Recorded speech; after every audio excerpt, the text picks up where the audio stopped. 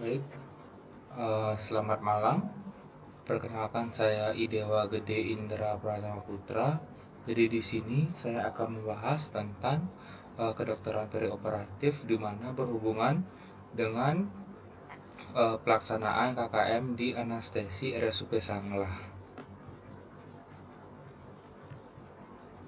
Jadi untuk yang pertama saya akan menjelaskan tentang pendahuluan kedokteran perioperatif. Jadi di mana kedokteran perioperatif adalah spesialisasi multidisipliner yang terdiri dari praktisi klinis yang dapat mengenali dan memenuhi keperluan medis kompleks dari pasien yang terpapar risiko dari tindakan pembedahan. Yang kedua, hal ini dapat dicapai melalui intervensi sebelum, selama, dan sesudah operasi, yaitu ada pra-operate, during operate, dan juga post-operate. Jadi untuk pada kesempatan kali ini diberikan kasus di mana ada seorang perempuan berusia 27 tahun dengan diagnosa FAM Sidistra dengan rencana eksisi dari operator yang akan dilakukan eksisional biopsi ODC atau one day care. Nah, jadi di mana yang saya akan bahas pertama adalah praoperatif, yaitu evaluasi dan persiapan pra-anestesi.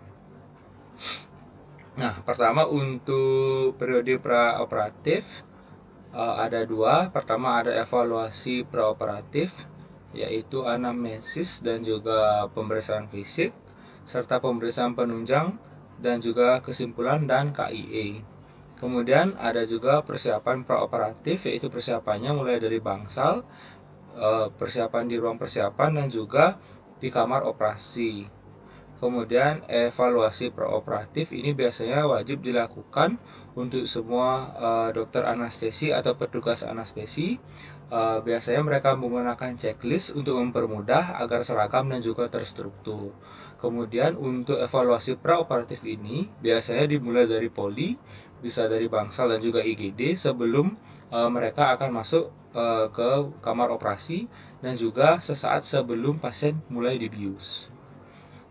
Kemudian mungkin di sini ada suatu checklist yang biasa digunakan. Mungkin pada masing-masing rumah sakit atau masing-masing dokter anestesi memiliki checklist yang berbeda. Namun biasanya urutannya kurang lebih sama seperti ini. Yang pertama ada identitas. Jadi di identitas ini kita bisa tulis identitas pasien dan juga identitas pemeriksa atau identitas dokternya. Kemudian di sini ada anamnesis. Biasanya anamnesis di sini tergolong singkat atau anamnesis yang penting-penting saja. Kemudian ada pemeriksaan fisik. Kemudian ada pemeriksaan penunjang. Ada pula kesimpulan berdasarkan ASA. Kemudian ada rencana anestesi. Biasanya plan anestesi yang akan digunakan biasanya ditulis juga pada checklist di sini, dan juga ada informed consent atau yang biasa dikenal dengan persetujuan dari pasien untuk melakukan tindakan. Kemudian, apakah tujuan evaluasi dari checklist ini? Yang pertama itu adalah untuk mengetahui status fisik dan juga kebugaran pasien. Kemudian, untuk mengetahui diagnosis dan rencana pembedahan. Karena dari diagnosis, kita akan mengetahui pembedahan apa yang akan dilakukan dan biasanya bagaimana cara pembedahannya itu akan dilakukan. Kemudian merencanakan pemberian anestesia, analgesia. Kemudian memperkirakan penyulit anestesia atau bedah, dan juga merancang persiapan untuk mengantisipasi penyulit yang mungkin terjadi. Nanti akan dibahas di belakang. Nah, kemudian ini ada langkah-langkahnya. Biasanya ini adalah langkah-langkah umum di mana pertama yaitu memperkenalkan diri, merupakan sikap profesionalisme seorang dokter. Kemudian mempelajari catatan medik khusus untuk dokter anestesiologi sebelum melakukan preoperatif. Biasanya kita akan mempelajari catatan medik dari dokter operator, akan kita baca sebelum kita akan melakukan preoperatif. Kemudian melakukan anamnesis pemeriksaan fisik seperti yang tadi kita sudah jelaskan, melakukan pemeriksaan fisik, anamnesis dan juga pemeriksaan fisik secara singkat. Kemudian mengusulkan pemeriksaan penunjang apabila diperlukan dalam preoperatif atau selama operasi. Kemudian juga melakukan konsultasi. Biasanya kita berkonsultasi kepada teman sesama dokter anestesi atau juga dengan operator bedah. Nah, kemudian yang pertama kita bahas adalah anamnesis.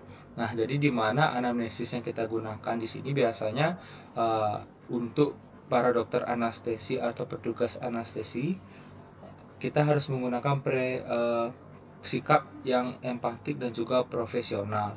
Jadi di mana suatu penelitian pernah mengatakan bahwa kunjungan pra-op itu bisa menurunkan kecemasan pada pasien dibandingkan dengan pengobatan atau secara premedikasi tanpa kunjungan.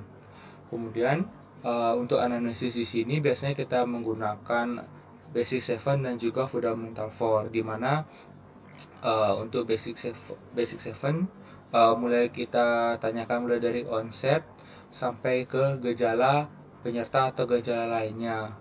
Kemudian yang terpenting di sini yaitu adalah kita juga tanyakan riwayat penyakit sekarang. Jadi mungkin kita bisa tanyakan penyakit-penyakit yang ada pada pasien untuk saat ini. Kemudian juga kita tanyakan riwayat penyakit terdahulu. Mungkin dia pernah mengalami penyakit yang sama atau tidak. Selain itu juga kita tanyakan apakah dia memiliki penyakit sistemik lainnya, mungkin seperti diabetes, penyakit jantung, penyakit ginjal, ataupun asma. Kemudian juga kita tanyakan riwayat pengobatan dan alergi. Apabila pasien ini memiliki suatu penyakit bawaan atau penyakit sistemik, apakah dia rutin untuk melakukan atau mengkonsumsi obatnya. Dan juga tanyakan alergi pada pasien. Apabila dia mengkonsumsi obat atau suatu makanan, apakah dia mengalami suatu alergi, seperti misalnya kulit mulai merah, sesak napas, atau detak jantung mulai meningkat.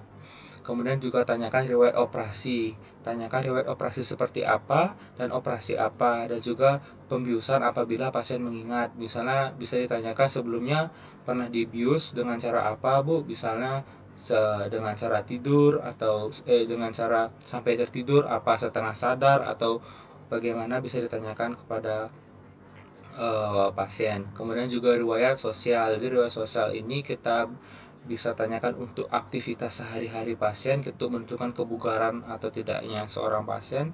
Dan juga biasanya kita juga menanyakan riwayat apakah dia mengkonsumsi rokok atau minuman beralkohol. Nah, kemudian untuk pemeriksaan fisik, jadi di mana pemeriksaan fisik ini akan menunjang suatu anamnesis yang kita lakukan. Jadi kan untuk anamnesis itu merupakan suatu pemeriksaan secara subjektif. Jadi untuk pemeriksaan secara objektifnya kita lakukan dengan pemeriksaan fisik.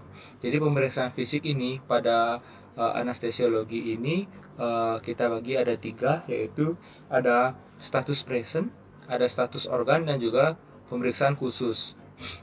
Untuk status presentnya biasanya sama seperti yang lainnya, kita bisa menggunakan berat dan tinggi badan. Jadi untuk mengukur IMT, untuk indeks massa tubuh, kemudian tanda vitalnya mulai dari tekanan darah, laju respirasi, kemudian nadi, suhu, dan juga di sini kita hitung juga skala nyerinya. Kemudian untuk sistem organ biasanya biasanya untuk sistem organ ini kita mulai lihat dari head to toe, jadi mulai dari kepala sampai kaki. Namun agar tidak terlewat, biasanya kita agak singkat, jadi B6. Jadi B6 itu mulai dari brain untuk di sistem saraf pusat atau otak, kemudian breathing untuk sistem pernafasan, blood untuk sistem sirkulasi dan juga hemodinamik, bowel untuk sistem gastrointestinal, kemudian bladder untuk sistem urogenitalnya, kemudian bone and skin sebagai sistem muskuloskeletalnya. Kemudian di sini juga kita lakukan pemeriksaan seperti biasa, mulai dari inspeksi, perkusi, dan palpasi, dan juga auskultasi. Jadi kemudian ada juga pemeriksaan khusus. Ini biasanya dilakukan untuk pemeriksaan-pemeriksaan tertentu sesuai prosedur biasa sudah ditentukan protapnya. Misalnya seperti pemasangan endotracheal tube dan juga pemeriksaan lumbal fungsi. Nah, kemudian untuk sistem organ yang B6 tadi kita akan jelaskan atau paparkan satu-satu, di mana pertama brain. Untuk di brain ini yang kita akan periksa pertama dari kesadaran dia kompos mentis atau tidak. Biasanya kita menggunakan perhitungan GCS. Dari GCS ini biasanya dia ada 4 sesi, yaitu ada 3 sesi, yaitu dari mata, kemudian secara vokal dan juga motoriknya bisa kita nilai. Nilai untuk GCS ini biasanya 15. Untuk refleks pupil juga kita lihat. Biasanya refleks pupil ini secara tidak langsung kita mengetahui fungsi atau refleks dari batang otak. Kemudian untuk breathing, jadi untuk breathing di sini untuk melihat laju atau ada suatu hambatan atau tidak di pernafasannya. Biasanya kita mulai dari inspeksi mulut, kita lihat dari mulut, hidung dan juga leher. Kemudian frekuensi dan pola nafas juga kita nilai, serta suara nafas tambahan. Biasanya suara nafas tambahan itu kita lakukan dengan auskultasi menggunakan stetoskop, biasanya di dada pasien, untuk melihat apakah ada suara tambahan seperti apakah ada murmur, apakah ada ronki dan juga ada wheezing. Kemudian untuk blood, biasanya yang kita nilai itu mulai dari tekanan darahnya, kemudian laju nadi dan juga suara jantung. Biasanya suara jantung itu ada suara jantung kelainan jantung seperti murmur atau yang lainnya. Kemudian untuk bowel, biasa ini kita cek adakah distensi usus, adakah stoma, adakah bising usus, dan juga ada asites atau adanya cairan di bagian gastrointestinalnya. Kemudian untuk bladder atau sistem urogenital, pertama kita nilai dari urinnya. Jadi kita lihat dari warnanya juga volume urin. Biasanya dari volume dan warna urin itu kita bisa mengetahui secara singkat bagaimana fungsi ginjal. Kemudian juga apakah ada keluhan buang air kecil atau tidak. Kemudian bone and skin, kita menggunakan skor Malampati. Di sini ada skornya itu ada 1 sampai 4. Nah, kemudian untuk pemeriksaan khusus biasanya ada pemasangan endotracheal tube. Jadi di mana pemeriksaan dilakukan yaitu mulai pemeriksaan gigi-gigi, kemampuan membuka mulut, kemudian kita hitung ukuran lidah, leher pendek, apakah leher pendek dan kaku. Kemudian kita bisa lihat juga apakah ada tumor jalan napas yang menyumbat pernapasan pada pasien. Kemudian juga kita bisa melakukan pemeriksaan lumbal fungsi, di mana kita bisa periksa dari infeksi kulit sekitar, kemudian keluhan bentuk atau kelainan bentuk tulang vertebra atau tulang belakang. Kemudian kita curiga ada tanda-tanda peningkatan TIK, misalnya seperti penurunan kesadaran, sakit kepala, ataupun ada mual muntah. Kemudian juga ada gangguan pembukaan darah. Untuk pemeriksaan penunjang, sebenarnya untuk pemeriksaan penunjang ini tidak semua dilakukan atau tidak rutin dilakukan. Sebenarnya cuma untuk sesuai indikasi aja. Misalnya pada pasien dengan fisik normal atau operasi kecil atau sedang. Nah, untuk pada pasien fisik normal dengan operasi kecil seperti kasus kita ini, di mana kasus ini merupakan suatu one day care dengan usia pasien yang masih tergolong muda 27 tahun, biasanya kita sarankan untuk pemeriksaan hematologi dan hemostasis rutin. Mungkin seperti pemeriksaan DL biasa saja yang akan kita anjurkan. Kemudian kalau misalnya dia pasiennya fisik normal dengan operasi besar, biasanya kita sarankan untuk melihat fungsi hematologi dan juga hemostasis rutin, serta fungsi ginjal dan fungsi hati. Fungsi ginjal itu sangat perlu kita lihat karena biasanya kalau dengan operasi besar memerlukan waktu yang lama dan juga pengaruh obat yang sangat banyak. Jadi apabila fungsi ginjal rusak, biasanya untuk pengeluaran obat atau ekskresi dari obat itu bisa berlangsung lama. Itu bisa membuat pasien tertidur lama dan lama menjadi bangun pasien tersebut.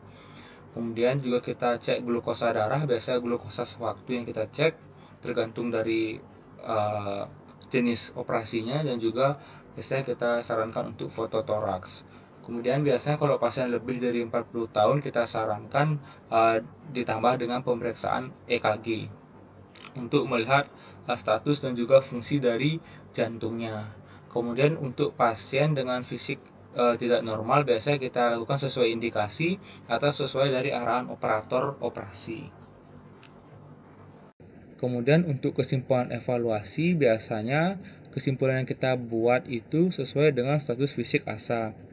Jadi dari evaluasi tersebut kita bisa menentukan penyulit dan juga prognosis dari suatu anestesi atau pengobatan anestesi tersebut, dan juga kita bisa memilih obat anestesi yang kita lakukan atau yang kita akan masukkan. Bisa juga kita gunakan untuk mempersiapkan alat-alat maupun obat-obat untuk mengatasi penyulit itu. Jadi dari evaluasi yang kita lakukan tadi, dari sesuai dengan anamnesis, pemeriksaan fisik serta pemeriksaan penunjang, jadi kita bisa siap atau kita bisa memperkirakan apa yang bakal terjadi selama operasi nanti. Kemudian untuk status fisik ASA itu dia dibagi menjadi 6 kelas, yang mulai dari angka 1 yaitu normal pasien sampai poin 6 di mana itu kematian batang otak, yang dimana organnya itu disarankan untuk dikeluarkan untuk didonorkan. Kemudian juga ada huruf E atau status E, di mana biasanya untuk membedakan antara operasi elektif yang direncanakan dan juga operasi emergensi atau darurat. Kemudian untuk persiapan preoperatif, pertama persiapan rutin dan persiapan khusus. Biasanya persiapannya itu dimulai dari poliklinik atau bangsal, bisa dari kamar persiapan dan juga kamar operasi. Kemudian kita akan jelaskan pertama dari persiapan di bangsal. Yang pertama yaitu pemeriksaan rutin. Jadi di mana kita memberikan KIE pada keluarganya dan juga inform consent pada pasien tentang penyakit yang diderita. Kemudian kita jelaskan rencana pembedahan. Jadi rencana pembedahan ini kita akan konsulkan atau kita akan lebih mendetail atau dijelaskan oleh operator. Dan untuk rencana pembiusan biasanya kita akan jelaskan, mungkin nanti pembiusan yang akan dilakukan secara lokal atau secara general. Dan juga kita meminta tanda tangan dari pasien bukti bahwa inform consent telah disetujui oleh pasien. Kemudian pengosongan lambung atau puasa. Nah, pengosongan lambung ini dilakukan untuk mencegah aspirasi intraop, di mana biasanya pada saat tertidur otot-otot dari lambung dan dari suatu sistem pencernaan itu masih beroperasi. Jadi apabila ada makanan yang masih tersisa di perut pasien, biasanya itu bisa menyebabkan suatu aspirasi atau muntah pada saat operasi. Biasanya kita sarankan pasien itu puasa kurang lebih atau lebih bagus di atas 8 jam sebelum operasi. Kemudian persiapan lainnya seperti melepas aksesori yang dipakai pasien, mencukur rambut di lokasi operasi, dan juga menggunakan pakaian OK atau pakaian operasi. Kemudian untuk persiapan di bangsa lainnya ada persiapan khusus, yaitu meliputi koreksi dan terapi penyulit. Misalnya kita menggunakan sedasi pada pasien yang stres berat atau ketakutan tentang operasi tersebut. Apabila pasien mengeluh nyeri yang sangat hebat, bisa kita berikan analgetik. Kemudian untuk transfusi darah, biasanya ini transfusi darah dilakukan apabila diperlukan saja. Misalnya pada OK atau operasi elektif atau operasi yang direncanakan, bila ditemukan pada pemeriksaan penunjang hemoglobinnya dia kurang dari 10 gram per desiliter. Kemudian juga kita bisa mempersiapkan obat-obatan dan alat kesehatan khusus sesuai indikasi operasi. Kemudian persiapan di kamar persiapan, pertama kita cek ulang atau cross check ulang dari identitas pasien, cocokkan dengan rekam medis. Apabila ada miss atau ada kesalahan, bisa kita tanyakan ulang kepada pasien untuk mempercocokkan dengan data yang kita bawa. Kemudian kita akan memasang akses intravena atau memasang infus. Kemudian kita evaluasi ulang lagi tanda-tanda vitalnya, dan kita bisa memberikan obat premedikasi.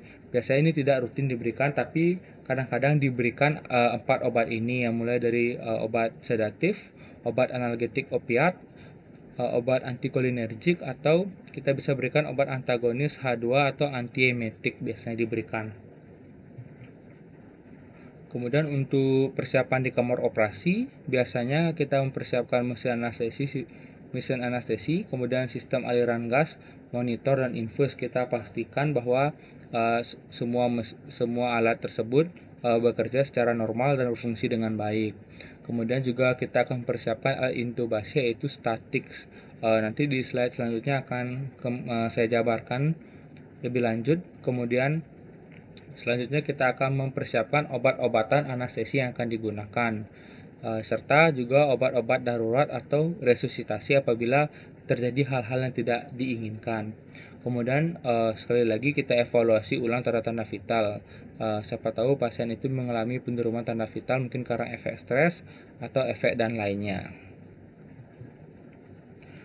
Sesuai yang akan kita bahas, yaitu alat intubasi statics. Jadi statics itu dimana pertama S, yaitu scope. Biasanya scope itu meliputi laryngoskop dan juga stetoskop. Kemudian tubes, dimana tube yang biasa digunakan yaitu pipa endotrakeal. Kemudian airway, dimana airway alat yang biasanya yaitu orofaring dan juga nasofaring. Kemudian tip plaster untuk fiksasi. Kemudian introducer yaitu madrin dan juga stilet. Kemudian konektor, penyambung pad, dan juga suction yaitu alat isap lendir. Kemudian untuk pencatatan biasanya sebagai petunjuk bagi perawatan selanjutnya atau prognosis selanjutnya dari perawatan setelah operasi. Kemudian untuk menilai quality of care dan juga mencegah adanya tuduhan malpraktek. Makanya dari itu kita siapkan informed consent atau kita berikan informed consent sebagai bukti persetujuan bahwa pasien telah menyetujui apa tindakan yang akan kita lakukan. Kemudian dari pencatatan itu ada meliputi 3 catatan, yaitu catatan praoperasi, catatan durante operasi atau selama operasi, dan juga catatan pasca anestesi atau pasca operasi.